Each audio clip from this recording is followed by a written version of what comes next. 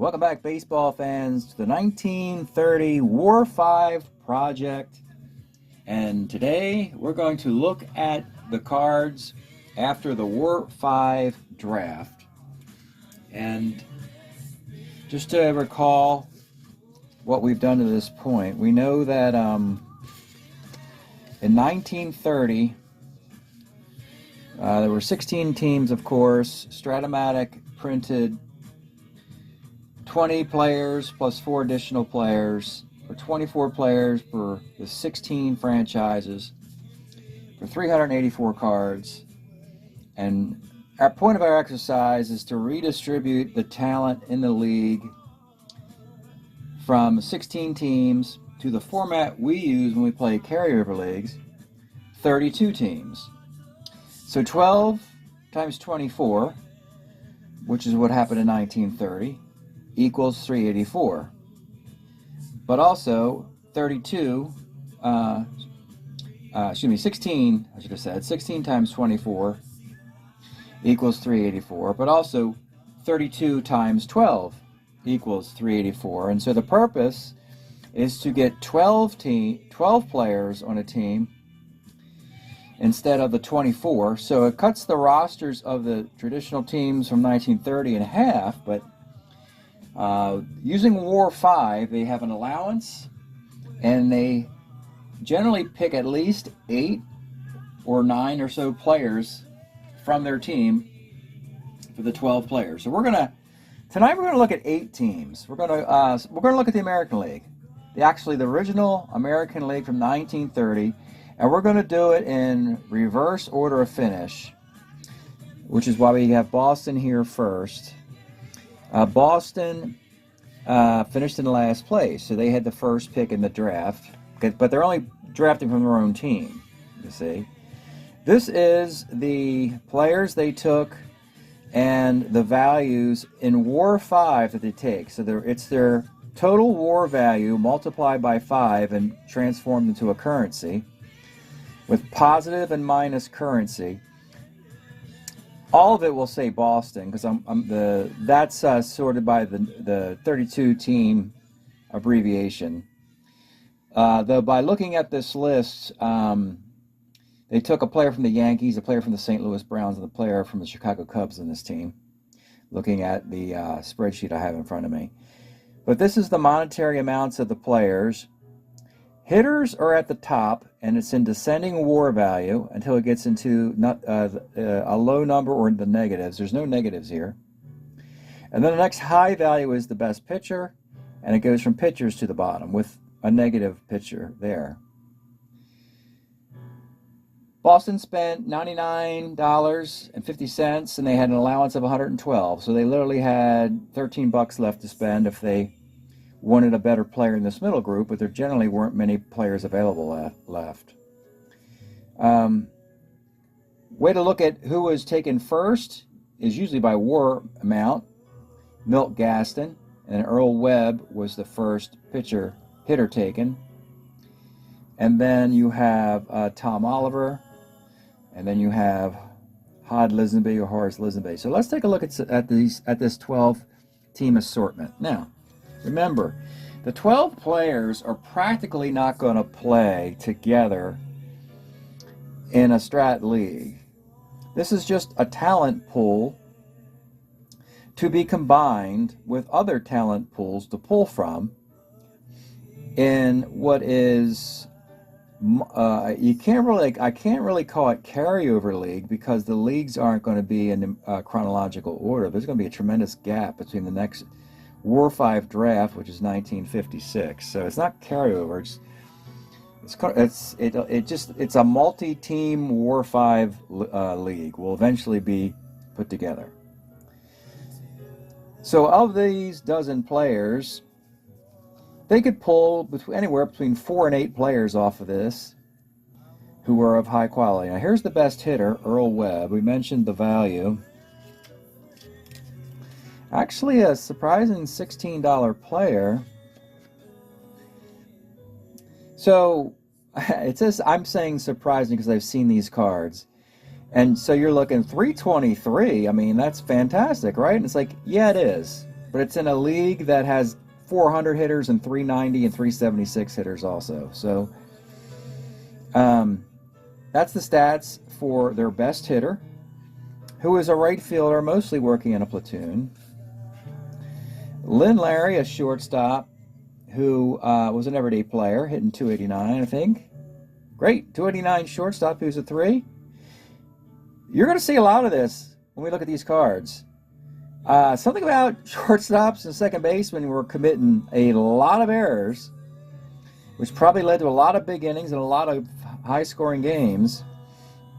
We've had shortstops who made 56 errors. One of them did, and I forget which shortstop that was, but in any event, you'll see high E ratings at shortstop, and he has power against lefties. He's an okay player. Here's a nice center fielder, a rangy 2 center fielder, Oliver. He was the, we'll just put this down here. I don't know if the camera will focus in on that while I'm looking at cards simultaneously, but good center fielder. Actually had 701 plate appearances, so he's an everyday player, folks, this guy. Bill Reagan's a second baseman. Okay. Here's a nice little first baseman, a right-handed hitting first baseman, so he's going to be better against lefties and righties. And sure, again, it's the year of the hitter, and he's a bee stealer. And then we have a switch hitting first baseman that can work in a platoon, Lou Blue, who's a 2, probably signed because he's cheap. He's $3, so they were trying to save money when they signed this guy. You got a -2 arm catcher who hits pretty well. 277. And here is the prize of the team. Now, he's $26.50. He's a starter 9. An error where they had relief 5. Starter 9.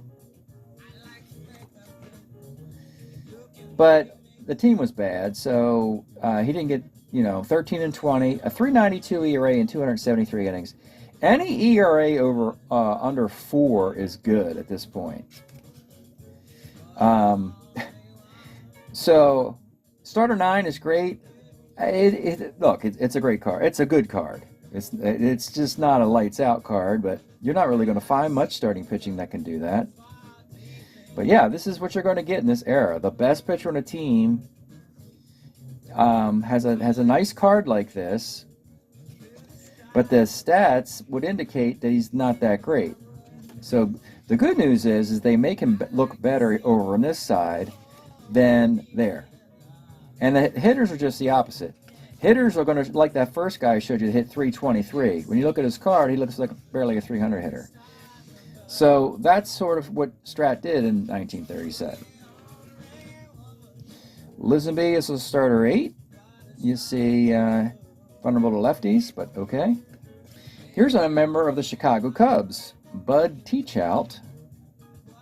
406 ERA, but we like it, right? Starter 7, sure. Ed Durham. And then he's still a starter 8. He was cheap. Here's a starter 8 that was Durham. What is he? $7.50. So you see, he's $19 cheaper. He's a third of the value of Milt Gaston, or of Milt Gaston, starter 8. And then Jack Russell's a negative WAR player. So a negative WAR player who's a starter 7. But he's got a 5.45 ERA and he loses 20 games for the Red Sox. He pitches on 3 days rest. This could be a way for them to say, you pitch so much, we're really going to kill you with bad WAR. It's not that bad a card, really, for a negative WAR value. And that's the look at Boston. Now, that would probably be the worst team, but you saw there's some nice pieces on that team. Next up are the White Sox, a team with a Hall of Fame exemption on this one. Hall of Fame exemption means that a guy had an MVP Hall of Fame kind of year, and because his salary was very high, because of WAR5, we budgeted an exemption of $25 per Hall of Famer or MVP candidate, and the player is the top player here, Carl Reynolds, at 31.5 bucks. And so when you're paying that much money, generally the rest of this offense, you're not going to find a guy in double digits, and you're going to take a negative guy. And they preferred a couple $20 pitchers, Ted Lyons and Carraway, a righty and a lefty who pitched very well. Sad Sam Jones, poor Sad Sam. So let's take a look at these guys. Here's Carl Reynolds, and this is what you get, folks. So yeah, he hits just 359 with 22 doubles, 18 triples, 22 homers, 25 doubles, 18 triples. My goodness, Carl Reynolds. 2 in left, 3 in center, 2 in right. And yeah, of course, it's awesome. It's an awesome looking card. And yeah, I mean, I'm in a state where it's like, I really want to look at a 359 card based on the other 359 cards I've seen in other leagues. And I look at this thing and be like, yeah, that's nice. I mean, but it's like 335. I don't know. It's a nice card, but you know. Dave Harris, a corner outfielder with some OPS, homers and walks. Johnny Watwood here, good batting average and on base. You see, most guys have that. You got a -2 arm catcher that can work in the platoon. You have a starting middle infielder with bad defense, but he really hits lefties well. John Kerr. John was cheap. He was $5. Hits 289. Pat Crawford, first base in the platoon. Crawford, again, a part-time player. Bill Sissel. Now, Bill Sissel, this is interesting. Full-time player on the White Sox. You'll see the plate appearances. Okay? And all he did was hit 271, the poor guy. And he's got a -1 WAR. Now, again, look at if he was primarily at second base as a 3E41, he might have made 45 errors for all we know. I mean, the worst they go is 41. But there's no limit to how many errors he could have made.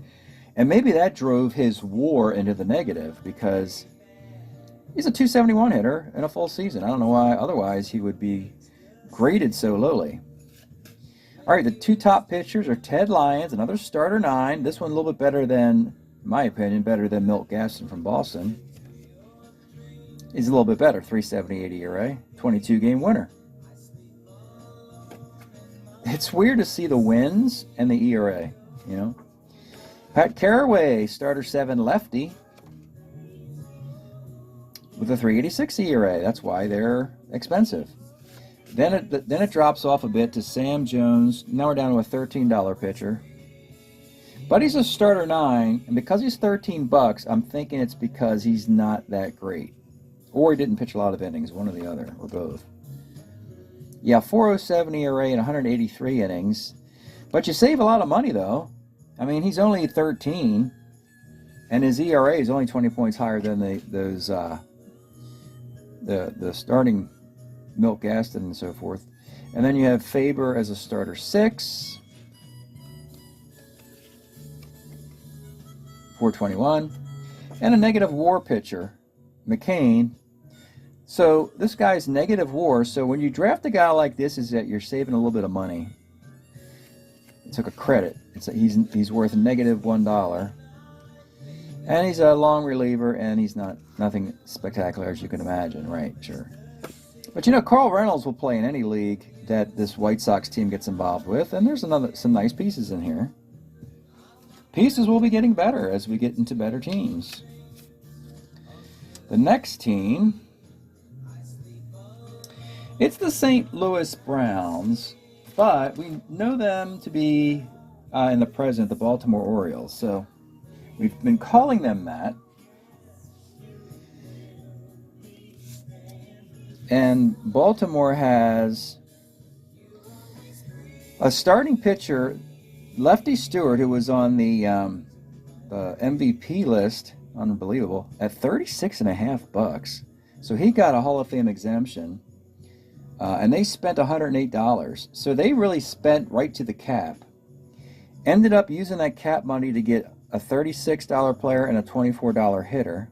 Even had a $14 hitter. They didn't really take on negative WAR at all in this. So the St. Louis Browns, a downtrodden franchise, really have no lousy guys here. So let's take a look at this. It's Goose Goslin. He's the best hitter on the team. He's a 2 outfielder.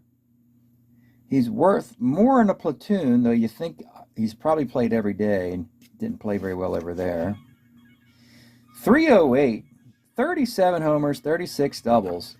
But he really destroys righties, which is what you want anyway. So he's probably hitting 400 over here, maybe 270 over there, or less. Here's another bad fielding shortstop. Red Crest, that's a full season, folks. Imagine going 154 games with a 40-48 at short. Yeah, there's no... So that really brought his WAR down. He's still $14. So they look at the homer and batting average for a shortstop, and I mean, if he played well at short, he'd be a $20-$30 player. Or if he played a different position, you know. But that's a great stick. Really good stick. You got a -1 arm catcher with plenty of OPS here, Rick Farrell. Decent third baseman, a 328, Wally Gilbert. You got a 1 second baseman. So what do they do with defense? They don't really care too much about that more. He's $4.50. Pretty cheap. In 149 games. But he's 256. So being a 1 does not impress the WAR committee that much. The 256 average is going to drive that WAR down. There's another 1. You see, Baltimore, or the St. Louis Browns, have designs like the current, or the, I should say, the heyday Baltimore teams of pitching and defense. They went after another 1. A 1 - 2, and this guy's $3. Here you have, and look at the plate appearances, almost 450. A 278 hitting, 1 - 2 in center field. And he's only $3. Here's George Sisler, a 2 first baseman. He's really old here. He was a Boston Brave. They went out and imported him as a 309 hitter. A first baseman, but no power. So Sisler was also, he was $0. Right on the black, on the plus and minus. Because he's got no power. Here is your $36.50 pitcher. Ergo, the best pitcher we've seen to this point. He's a starter 9 lefty, which is awesome.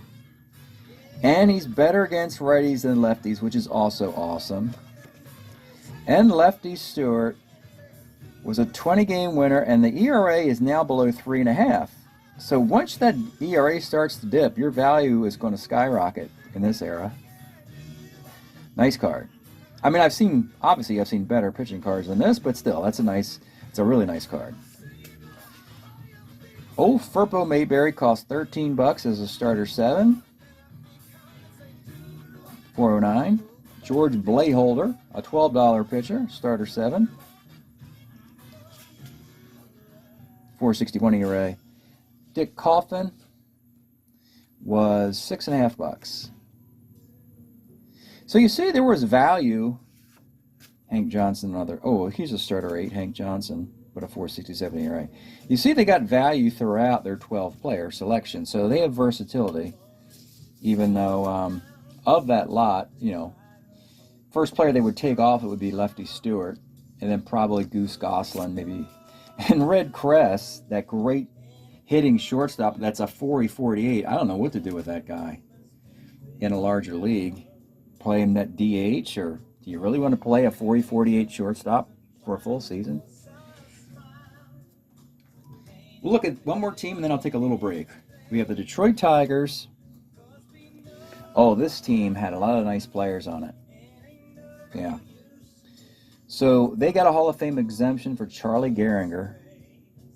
And Charlie was their best hitter. Martin McManus was also a good hitter. They had to take on some negative. Yeah, they had to take on 3 guys of decline of negative or 0 WAR just to afford all this, even with a Hall of Fame exemption, because you also have George Yulee, a great pitcher. So this is kind of a tent pole kind of draft, or barbell, real high value and real low value. You have high, and then a bunch of middling stuff, and then another high value. So the 3 players should really look fantastic. Let's take a look at the Tigers. And here's Charlie Gehringer. And this is what you need to do. You need to be the one, but you also need to combine it with a great stick. And Charlie certainly does that. My goodness. 330, 16 homers. The era of the triple. 15 triples, 47 doubles. Full-time power, lefty on lefty power. Gotta love it. Gotta love Charlie Gehringer. Yeah, definitely worth $33. Definitely worth an exemption, too. He was 4 on the MVP list, 4th. And here's Marty McManus, another high-value guy. You got a 2 third baseman with great offense. Combine offense and pop, 320 hitter. You're going to get a high WAR 22.5. Dale Alexander's only $15.5. Again, he can't field, but he can rake. Frankly, if you're the Detroit Tigers, I don't care of defense at all. You're in a little ballpark, and just keep raking. Bill Akers was $8. Again, another 40-48 shortstop, folks. They're all over the league. But look at the homers and walks. My goodness. These games are going to take forever to play. They're going to be a lot of 14 to 11 games. Hopefully we feather in the 1930 season with like a great pitching season, like 1968 or 1967. That'd be nice, just to balance it out a little bit. Frank Doljak, oh my goodness. This guy was 0, but that's because he's an extra player. So when you don't play a lot, you're never going to achieve high WAR. You'll probably hover around 0, which is what he did. But what a great extra player card this is. Yeah, that's triple there and there on the 7s. Oh, I love extra player cards like this. That's awesome. Tony Renza, a catcher with a +2 arm, not much there. Paul Easterling. They went really heavy with the quantity of hitters. Oh, here we go. This is the first of 5 pitchers. So this is the expensive George Yulee card at $31.5, the second highest paid pitcher to this point. So apparently all the high dollar pitchers are starter 9s. And a righty who gets lefties out. So he and Lefty Stewart are very comparable. 3.65 ERA.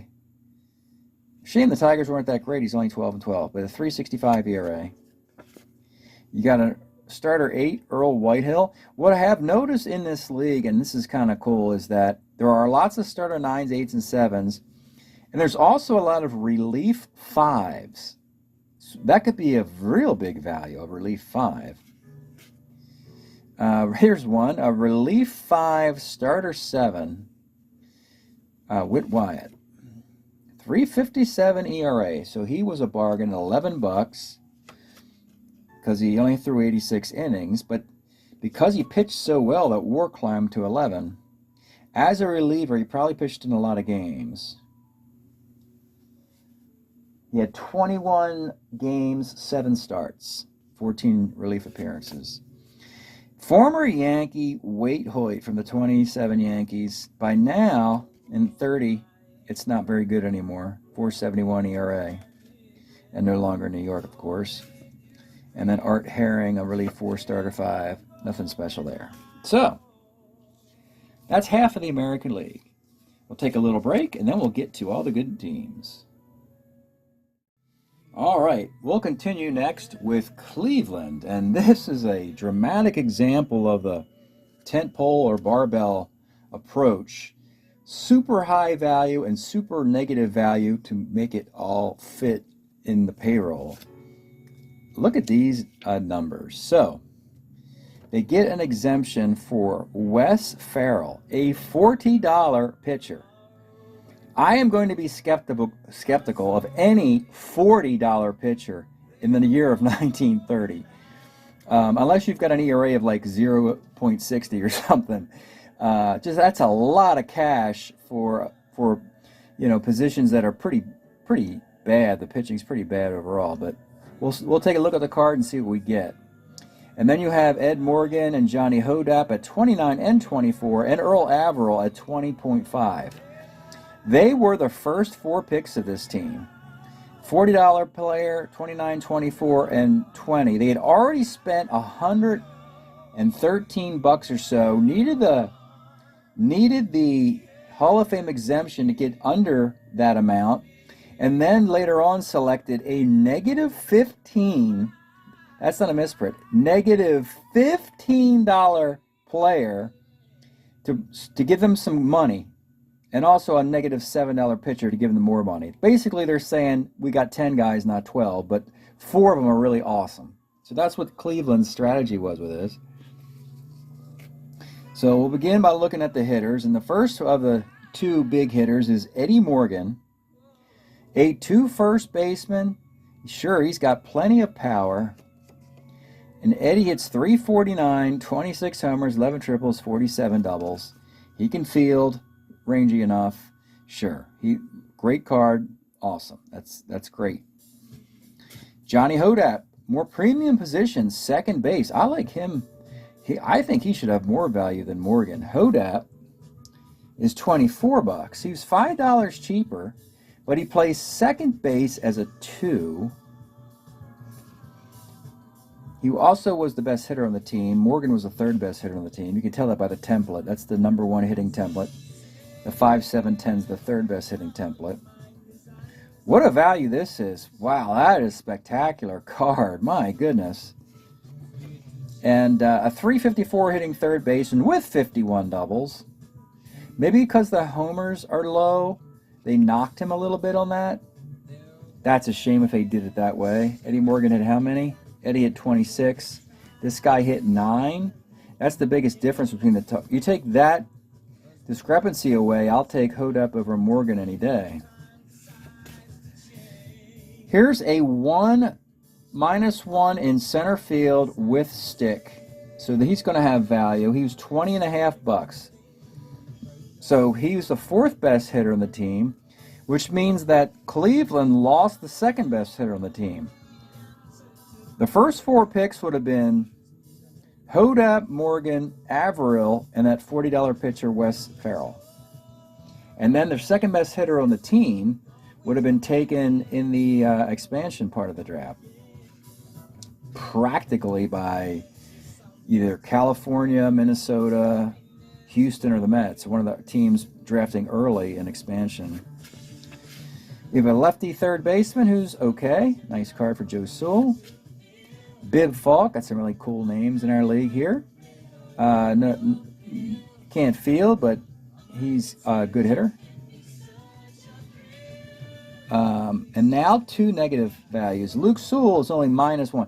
You got a 1 catcher. I know it's just a 0 arm, but a 1 catcher, he was -$1. -$1 because he hits .257. And the last hitter, and this blows my mind here. Poor Tommy Thieve now, enemy of the WAR5 project, is -$15. Because that right there, whenever you see the E48s on a strat card, it means that if a player plays 162 games, 9 innings over 162 games, they're going to make about 48 errors. Well, it benefits this guy because I believe he made like 56 or 60 errors at shortstop. It's an unbelievable number, though they didn't penalize his range, so he's making off scot-free, and Cleveland's getting $15 for nothing. $15. Well, see, here's the other issue. A lot of playing time because of all those errors. And those errors just killed the WAR value of this guy because he actually hits well in his range. But errors are errors apparently in the WAR chart. Unreal. 286 hitting 2 shortstop. All right, folks, here is the best pitcher to this point. Wes Ferrell, yet another starter 9. And compared to all the other starter 9s, he's more of a balanced, very good against each Probably an ERA closer to 3, I'm guessing. Yeah, it's getting below 350 again. 331, he's got 25 wins. So that's probably a big part of the project. And 297 innings. Easily the best resume for pitching to this point. And he's rewarded with, yeah, probably the best pitching card we've seen to this point. So is it worth $40? I mean, if it's just one guy who can do this, it is, I suppose. You put him in a different league, he might not be as valuable, but I'm not trying to, diminish the value. We're just doing this directly off the numbers that came up. Ray Kramer. Now you get to a $10 pitcher. A drop of 30, go from $40 to $10. He's still a starter 8. He gets knocked around versus righties. His ERA is going to be at 460, I'm guessing. 502. Clint Brown, a starter 8, but not very effective. Jack Quinn, not very effective. And here is your negative $7 WAR pitcher. He's a starter 6 as a lefty, though. Oh boy, oh boy. Yeah, this card wouldn't play in any of my carryover leagues, but I'm guessing a 6.18 ERA. Oh no, it's 7.97. Sure. Yep, 7.97 ERA will get you negative 7 WAR.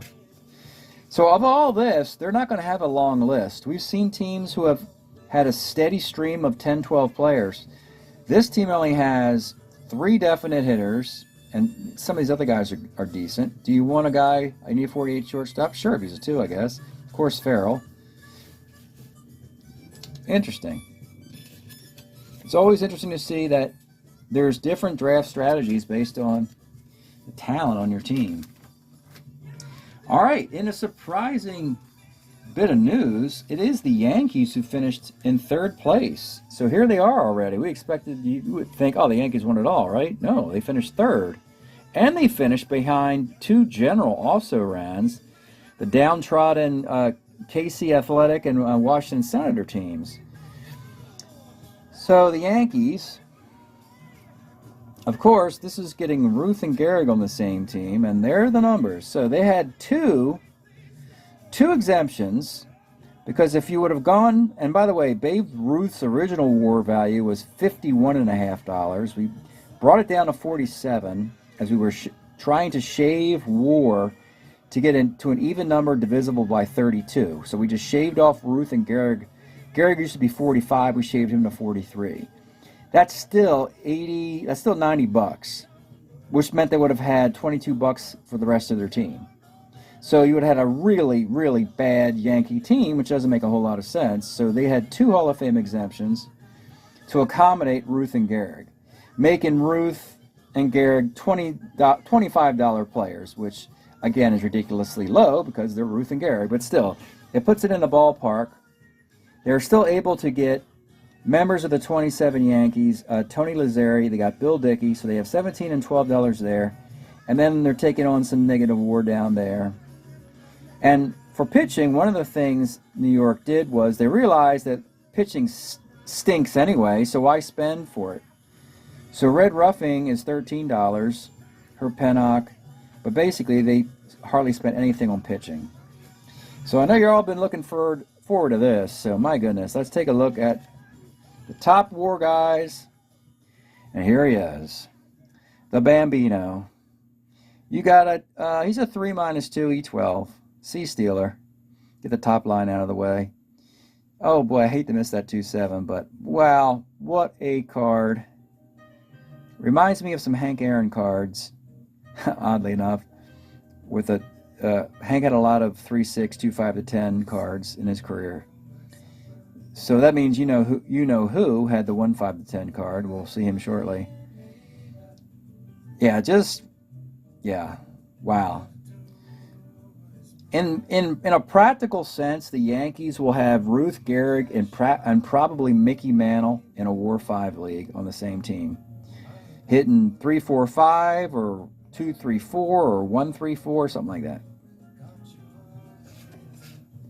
Here is Lou Gehrig. his numbers. I didn't give you the Babe's numbers.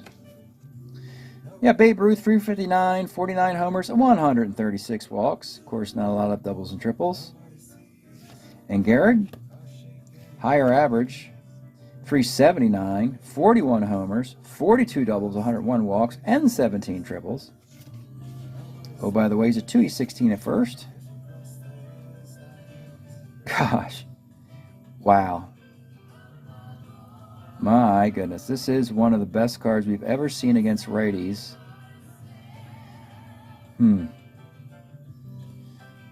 Those walks. Oh, boy. George Brett's 1980 390 card. He's going to have all hits here. A line out in the middle of that. He's going to have walks on 4 and 7, but otherwise Brett's going to have more extra base hits. So Brett's 80 card is better than that. But on the left side, it's not. You add in Gehrig's left side, this card is better than Brett because he destroys lefties. And Brett's is good, but not really ridiculous. This is insane. This may be the greatest Strat card I've ever seen. Unbelievable Lou Gehrig. Possibly to be eclipsed as we look at more card sets in the National League by possibly Hack Wilson, by possibly Bill Terry. So we have a 400 hitter, folks, to look at later in this process. So that Hall of Fame exemption money was able to land Tony Lazzeri. They had their choice of Earl Combs and Tony Lazzeri. They decided to go with a premium position of second base. Great, just a great card for $22 $17. Combs was too expensive. He was $26. So they decided on Lazzeri at $17. And you got your catcher. -1 arm catcher. He's fine. Yeah, he's 330. I mean, 339 with the 210 template? That is going to be hard to get, folks. Get me to 339 on this with no walk. Oh, there's a walk there. Woo!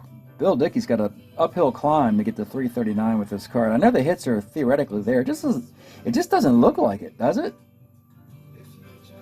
That's an Al on 7. So he has a column. Has he just got a column against lefties? 5, 6, 7, 8, 9, 10? That's 10%. You better hit that 16 all the time. It's going to be hard to get to 339 with this card. They also had a Jimmy Reese, second or third baseman. He could play third while Lazzeri's playing second. And now you're seeing some negative WAR players who just eat up some money. Dusty Cook, Benny Bengal. And here's their best pitcher, for better or worse. It's a $13 pitcher, Red Ruffing. On a good team, he's going to go 15-8 with a high ERA, pitching on 3 days of rest. Pip Grass is a starter 6. Card's pretty good, though. 4.11 ERA on 3 days of rest.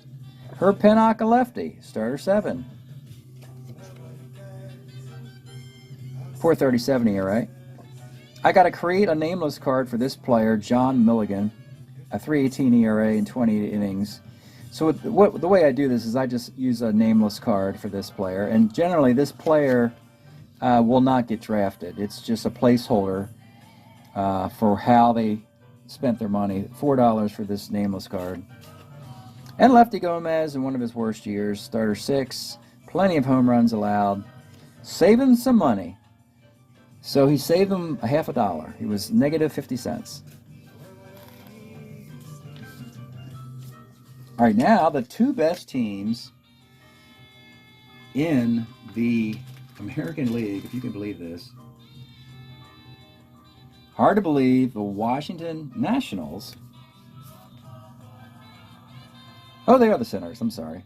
I guess they were the Nationals in 56. They went Nationals, Senators, Nationals. Anyway.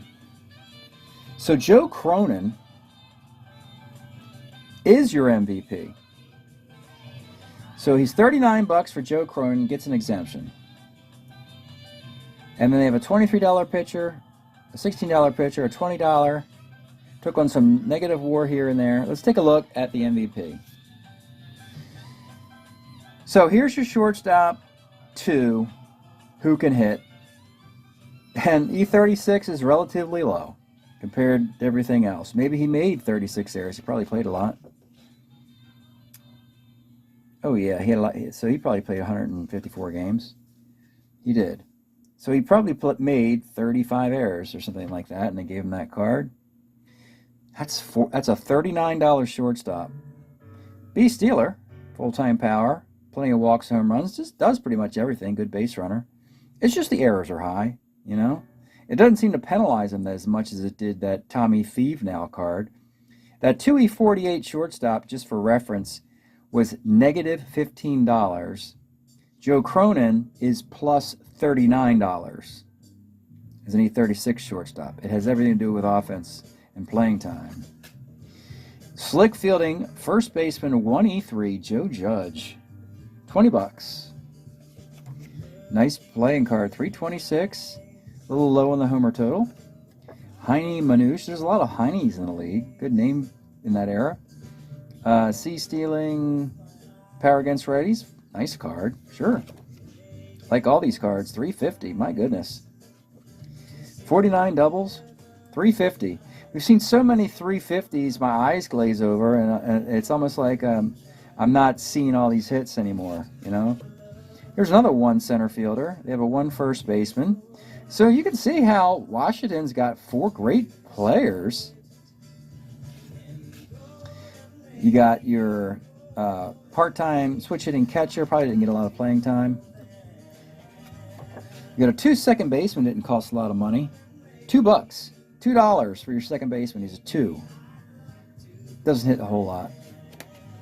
And we put Bill Cronin here. Bill Cronin actually did play for the Boston Braves. We thought it'd be fun to put Bill Cronin and Joe Cronin on the same team.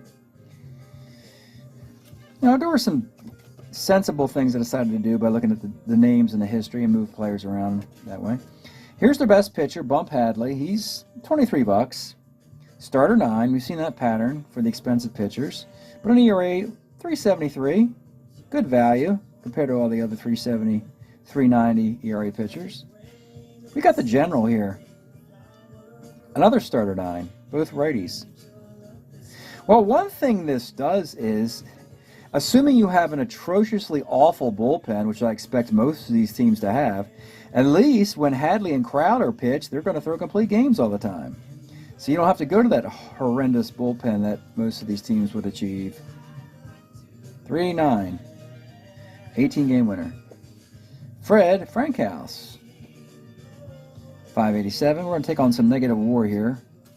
Carl Fisher, negative a half. Throws the ball with his left hand, gives him that value, but otherwise he's pretty bad. Oh, 46. And this guy's pretty bad. Miles Thomas, oh yeah. The dreaded relief 5, starter 5. First time I've ever seen that. Oh yeah, he is getting lit up like a Christmas tree to a tune of, that's an 8, folks. 829. At first glance, you might think it says 3. No, it's definitely 8. 829. And lastly, we're going to look at the world champs. And you're like, we already saw the Dodgers or the Yankees. I'm like, no. Connie Mack managed the team for like 1,000 years. Of course, the Athletics would have the Oakland A moniker now. And what does the World Championship team look like? Let's take a peek here at the... All right, so they had 2 Hall of Fame exemptions, just like the Yankees did. They were for Al Simmons and Lefty Grove. So Al Simmons is a $39 hitter. They're able to get Jimmy Fox, a $34 player, Mickey Cochran, a $26 player, and Lefty Grove, a $48 player. Just completely blew through their cash. Went way over budget. So when you look at those 4 players, again, it's the team that won the World Series, so they should be the best team. So they had to use the Hall of Fame exemption twice to bring this money down to, let's make it a -2, 37, 47, 57, 67, 71. So they still blew $97 on 4 players with 2 Hall of Fame exemptions. Ended up spending $102 in the draft, ending up having to take on negative WAR three times here, and basically have themselves a 5-man roster when you look at it all said and done. But those guys are the reason why they won the World Series. Beginning with Al Simmons. My goodness, folks. Al Simmons. 381, 36 bombs, 41 doubles, a 1-4. Yep. By the way, if you're wondering about base stealing, you're not going to find any A stealers or double A stealers. That doesn't exist. You'll find some B stealers, and that's about it. So, you know, why would you steal bases when you can just trot around the bases as the guy behind you hits a home run? So Al Simmons just destroys everything here. Triple on the 3-7. Oh my goodness. Jimmy Fox is your first baseman here. Brings some walks to the power. 37, 93 walks, 335. Ridiculous. Oh, and you got a catcher with a -3 arm. It's almost like the -3 arm is not that big a deal because who's going to steal bases? He is awesome. Oh yeah, crushes lefties more than righties. Now this card, eyeballing it, this should hit 340, 345, something like that. 357, yeah. Homer total is a little bit low. You see just a 6 on the right side. like it really matters. Just a star, just a fantastic. Those 3 guys, my goodness. You can see like it doesn't really matter too much who the other 6 hitters in the lineup are going to be. Mule Haas, you got a 1 center fielder. So this defense will help the pitching staff. How about this? Dib Williams. This is technically, at this point, as far as, and maybe in the National League there'll be better shortstops, but he's got the lowest ERA. He's lower than Joe Cronin. And Dib Williams cost $1.50, $1.50. Your $1.50 shortstop probably can't hit. Didn't play a lot at 262, but the errors are down at a premium position. So this is great value for a World Championship team.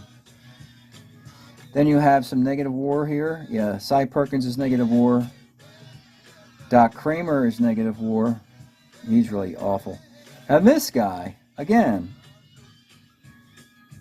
probably made 50 errors at second base. Anytime you see a 41, you have to assume the worst. Is this guy is negative 11.5 WAR. Pretty much a full season, a 282 hitting second baseman. The good news for these negative WAR guys is at least they gave him range. I would have made that negative $15 guy, I would have made him a 40-48 just to really trash him instead of a 2E48. Now we got a 3E41. If you're going to be negative 15 WAR, I mean. All right. This is officially the best pitcher we have seen. It is Lefty Grove, starter 9, and yeah, that is an outstanding card. Absolutely fantastic card. 28-5, and look at the ERA. Blows through 3, blows all the way down to 2.5. He is the Lou Gehrig apparent of the pitching staff. He's $48.